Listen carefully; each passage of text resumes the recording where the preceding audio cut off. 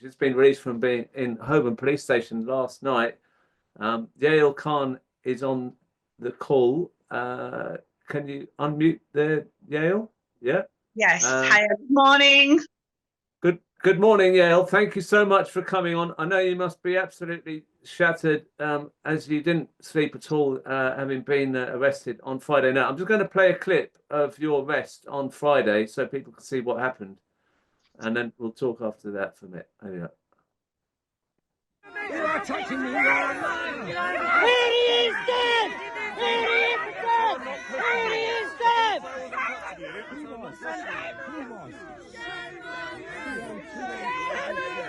Shame on you. Shame on you.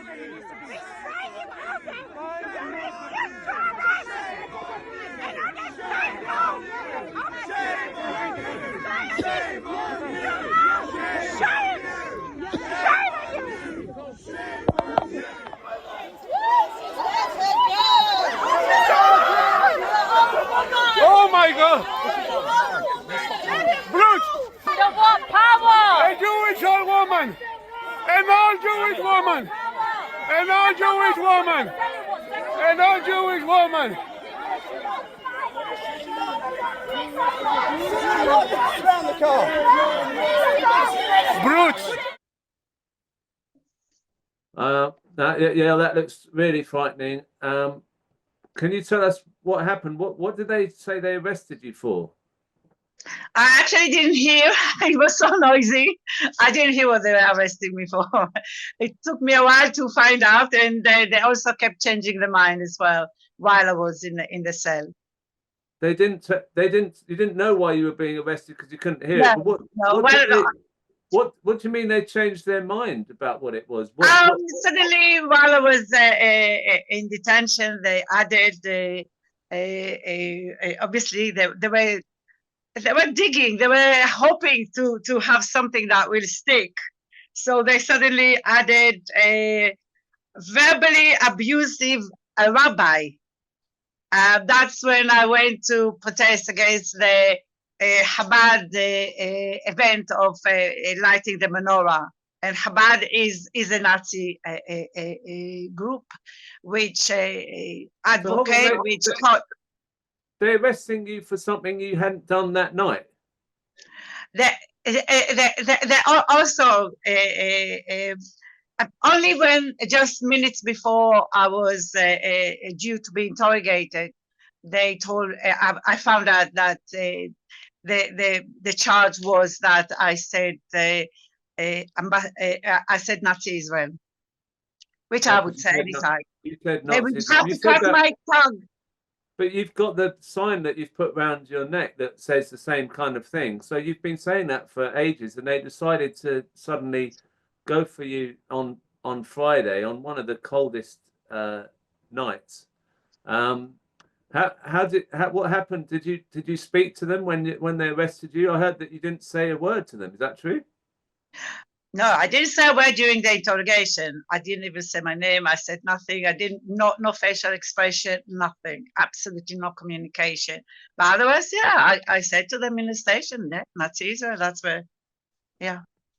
I did say to them. I said to them, yeah. And you refused to eat anything? Absolutely. I went on hunger strike.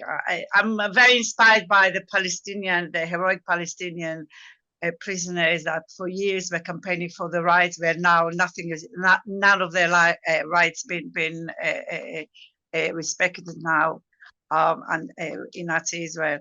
The thoughts and that's the main tool of prisoners is hunger strike. So I went on hunger strike as well as the sleep strike. I refused to sleep. Refused to sleep and to eat, and you didn't say a word. What did you think? How long did you think you'd be detained? Because you were detained for pretty much 24 hours. Is that the longest they've held you before? That's exactly what they did a year ago. It's really interesting. Both times I was arrested for the same two words, Nazi Israel, which I've been saying ever since, and I've been saying before, and I will continue to say. As I said, they'll have to cut my tongue, and I will still say it. I will find always a way to say it, because that's what it is. So they detain me for the maximum time they did last time, and they did this time. Right. Yeah, and I mean, I'll play a clip now of when you actually came out, which was last night at 6 p.m. Free Palestine! Free Palestine! Free Palestine!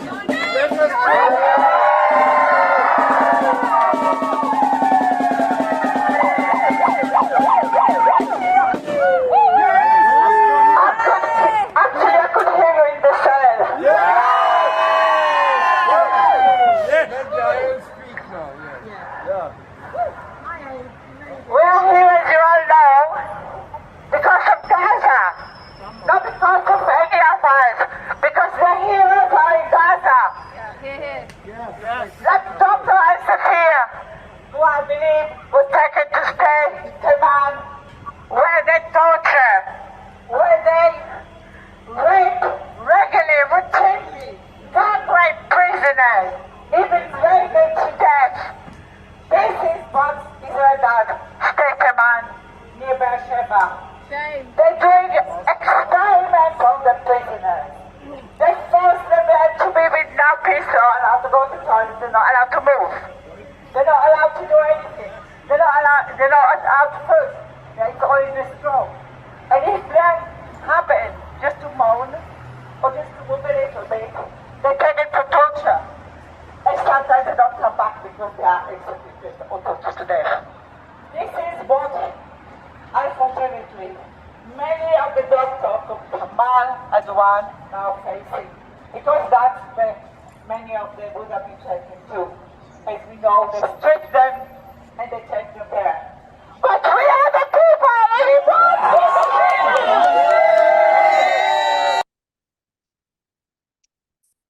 Now, I find that very moving that you could talk about the experience of people jailed in Israel, Palestinians that are taken in Israel, and the experience they face compared with what you faced. Do you want to speak a bit more about that? Well, obviously, when you are in a cell, there's not much you can do. So I was thinking about like Khalida Jarrar, a Palestinian leader. She's a feminist as well. She's been arrested so many times, and now the new Israeli policy is to separate the leaders from the other prisoners.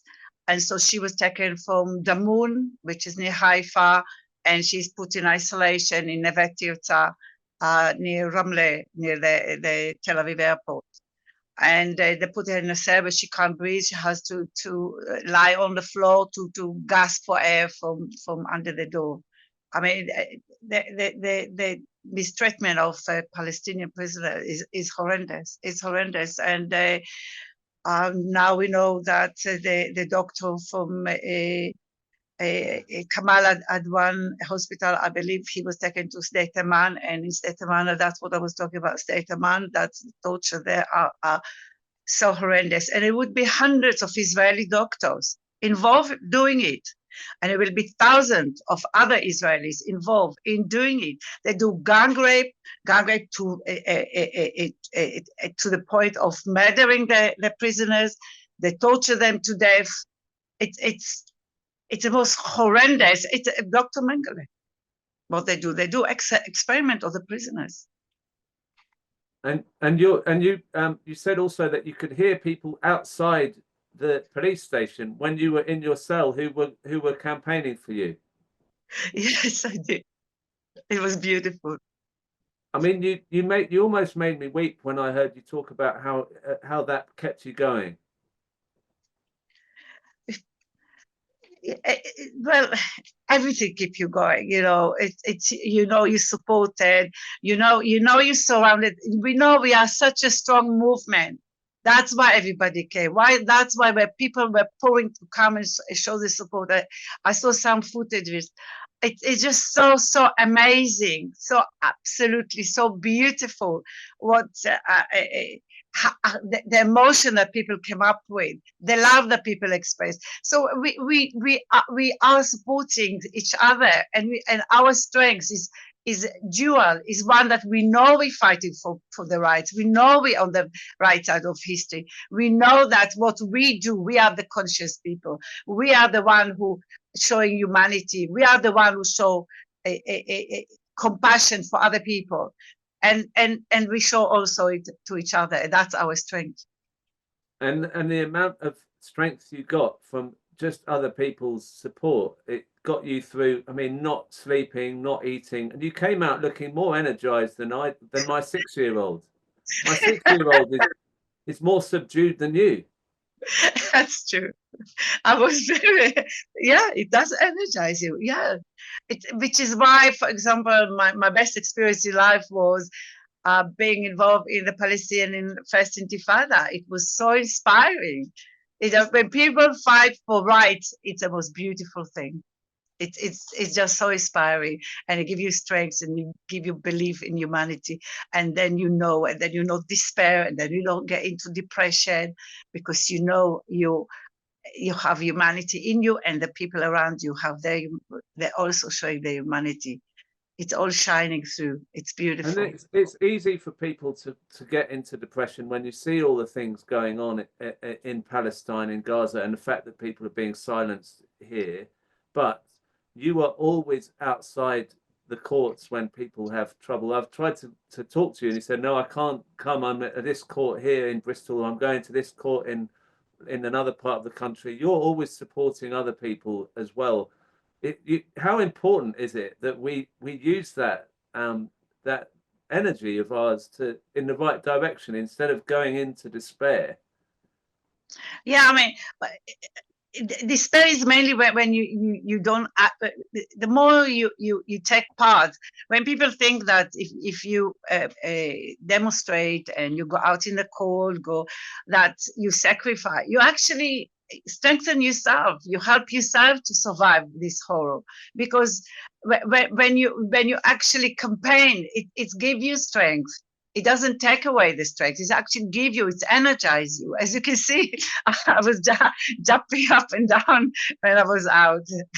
You couldn't even imagine. I didn't eat and I didn't sleep.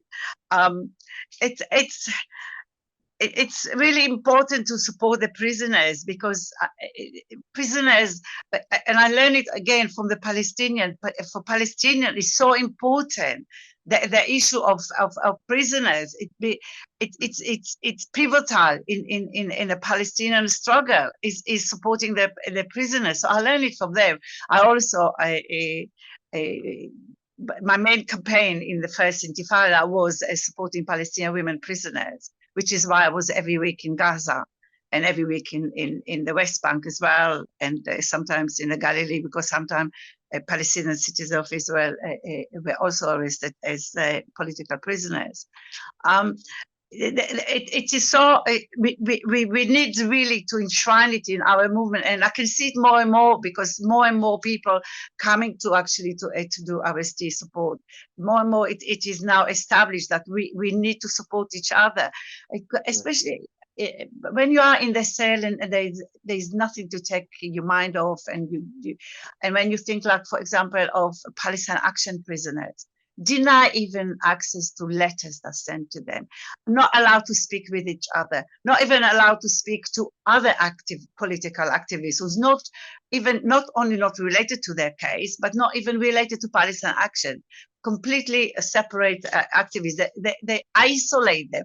This is the state brutality, how they're trying to oppress us. They're trying to silence us.